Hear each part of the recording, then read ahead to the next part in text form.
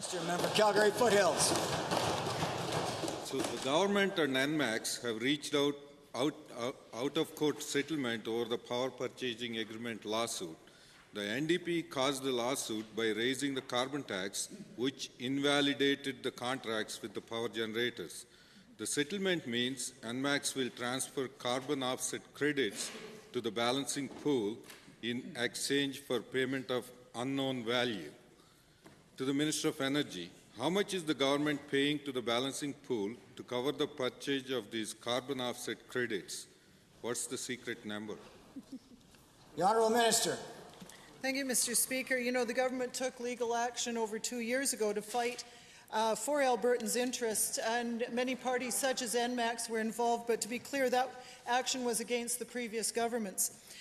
We're pleased to have this final agreement signed off, because now it allows us to work together with them and other companies to go forward in our electricity transition, where we're going off of coal and onto renewables and using natural gas to fill that gap. So we're very pleased with that, knowing that we're going to move forward with cleaner air and a better electricity system, Mr. Speaker. First supplemental.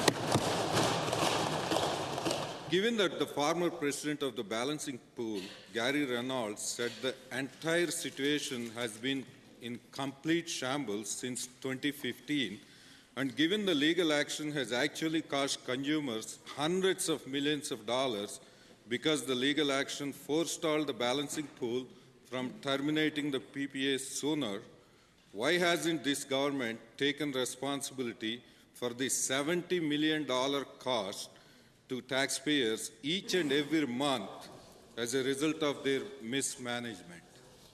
The Honourable Minister. Thank you, Mr. Speaker. You know, this agreement does provide for the transfer from Enmax to the balancing pool of carbon offset credits as part of their agreement. Many other details certainly are between themselves and the government. These offset credits are going to allow the balancing pool the flexibility in meeting future greenhouse emissions compliance obligations. And at the end of the day, Mr. Speaker, this is, again, a step we took as government to stand up for Albertans, for backroom deals that were arrived at by previous government, and Enmax and other companies were part of that, and we're glad that all of the agreements are signed so we can move forward. Your Honourable Minister. Second supplemental.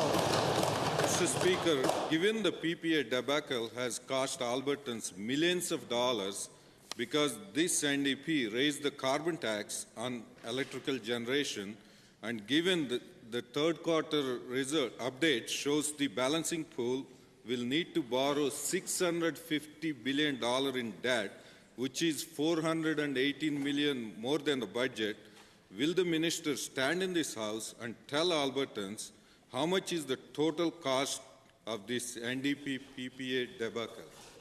The Honourable Minister. Thank you, Mr. Speaker. And again, we took action on a broken system that we inherited from the previous government. And we're pleased that this final agreement has been reached, because we are taking action on climate change. We're taking action on fixing a broken system. And now we can work with all the companies to go forward and create a system that Albertans deserve, Mr. Speaker, one that's stable, predictable, and works, provides predictability for month-to-month bills and not the spikes that we used to see before.